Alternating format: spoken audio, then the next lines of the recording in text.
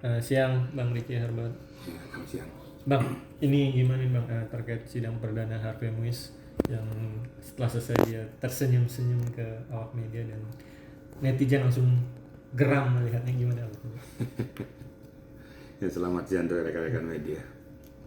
Ya, kadang-kadang kita memang susah juga ya melihat, mempersepsikan visualisasi daripada seseorang ya gitu ya.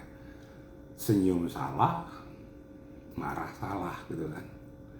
Nah, dengan situasional seperti kayak gini ya wajar saja mungkin netizen berpikir ini uang sudah habis 300 triliunan kok masih bisa senyum-senyum, bukannya prihatin dan lain sebagainya, begitu ya kira-kira ya. Tapi saya mungkin bisa aja ngambil dua persepsi. Yang pertama mungkin dia menutupi kegalauannya gitu loh. Dia sebenarnya sudah melihat publik aja sudah nervous. Nah, nervousnya itu ditutupi satu mungkin dengan rasa ketakutan, yang kedua dengan rasa senyum. Atau senyumnya itu bukan dari dirinya sendiri, karena menutupi kegalauannya. Itu menurut saya seperti itu ya. Nah, tapi apapun itu, ya memang kalau dengan situasional kayak gini, wajar dan lumrah serta manusiawi kalau seandainya publik netizen itu ya marah, ya geram. Bayangkan loh 300 triliun yang dibancak itu. Sementara rakyat kita banyak yang masih di bawah garis kemiskinan. Kok seenak-enaknya mencicipi uang yang ilegal tersebut.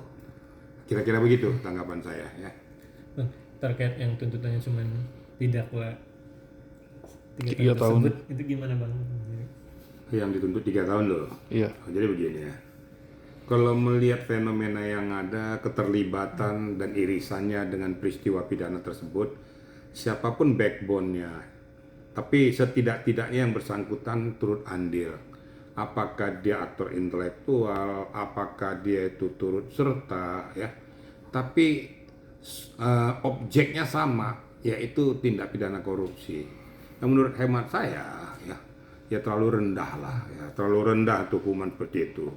Bayangin loh, dengan jumlah yang signifikan hanya diberikan sanksi 3 tahun.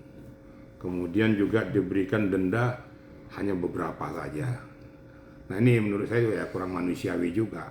Harusnya hakim juga melihat, memperhatikan posisi tersebut gitu loh. Walaupun dia katakanlah dia pionnya kah, apakah dia itu hanya anak bawang, tapi kan tetap saja objeknya sama. Objeknya ya telah membancak uang negara, melakukan perbuatan-perbuatan penambangan ilegal. Seharusnya sanksi hukum harus diselaraskan. Ya. Kalau di luar negeri itu, waduh, ada yang bahkan dihukum tembak mati tuh, dieksekusi. Sehingga nanti kalau paling 3 tahun, nanti lama-lama nanti koruptor-koruptor di negara kita bermunculan semua. Uang disimpan, kemudian paling 3 tahun, nanti belum lagi potong-potong remisi paling setahun. Tapi dia sudah mengantongi uang sekian triliun. Nah, kan nauzubillah min dzalik nih. Nah, ini yang nggak benar. Jadi ini ya kiranya kita juga sebagai hamba-hamba hukum ini mendudukkan posisi kasusnya, kemudian rasa kemanusiaan, juga mencermati rasa daripada kegeraman masyarakat. Karena ini kan masyarakat bukan milik mereka, milik rakyat Indonesia yang dibancak itu. Kira-kira begitu. Jadi menurut hemat saya ya kurang layak lah. Bagi saya pribadi juga kayaknya mendengar itu juga kurang pas. Sekali saya katakan siapapun dia, apakah di pion, apakah dia turut serta, apakah dia itu aktor intelektualnya, apakah itu pelaku utama, setidak-tidaknya itu harus di atas 15 tahun. Itu masih kurang pantas, tapi setidak-tidaknya gitu loh. Itu kira-kira menurut hemat saya, sehingga hukum kita ini beri tegak, orang-orang yang akan melakukan tindak pidana korupsi juga berpikir 10 kali.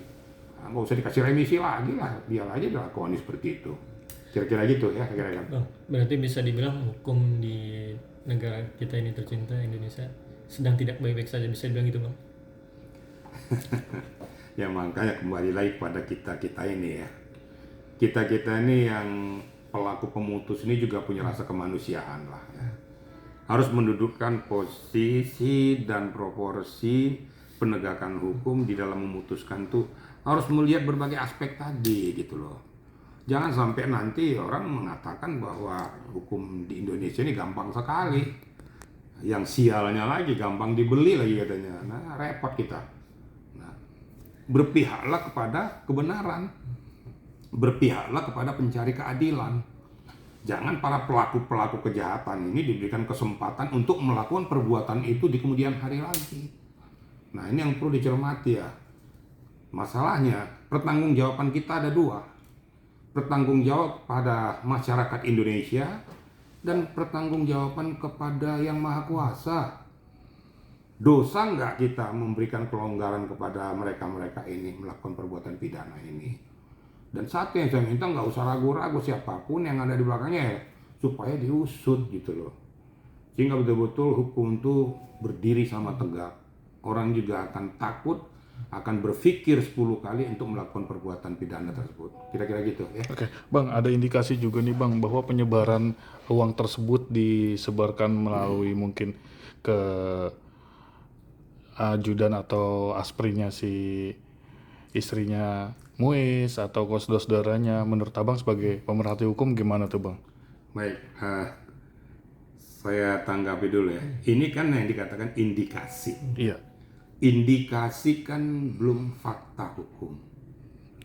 Kalau fakta hukum itu harus berdasarkan data. Data yang valid dan dapat dipertanggungjawabkan secara hukum. Nah, namun indikasi ini juga perlu juga dipelajari. Dipelajari, dicermati, merupakan dorongan tolak ukur untuk melakukan penyelidikan tentang informasi-informasi yang diberikan oleh masyarakat atau siapapun itu. Kemanapun pundi ini mengalir, dicek kebenarannya. Siapa tahu memang informasi itu betul.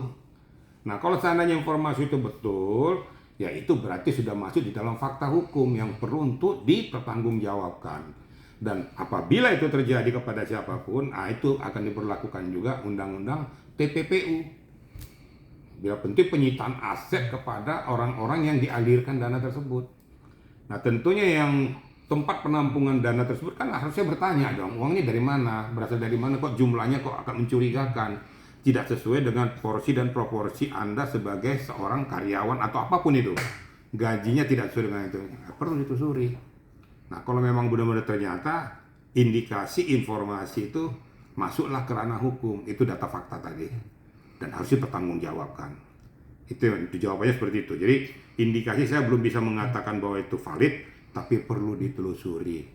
Ya, mudah-mudahan kiranya hasil penelusuran daripada penyidik itu menemukan data-data fakta sesuai dengan informasi itu. Kira-kira gitu ya. Bang, berarti kalau benar terbukti nih ya dari indikasi tersebut, asisten asprenya si Sandra Dewi, terus Sandra Dewi juga terbukti juga, dan juga kakaknya Muiz juga terbukti, dan saudara-saudaranya ibaratnya akan dikenain pasal berapa dong? Kan karena TPPU kena semua. Ya, undang-undang TPPU kena semua, ya.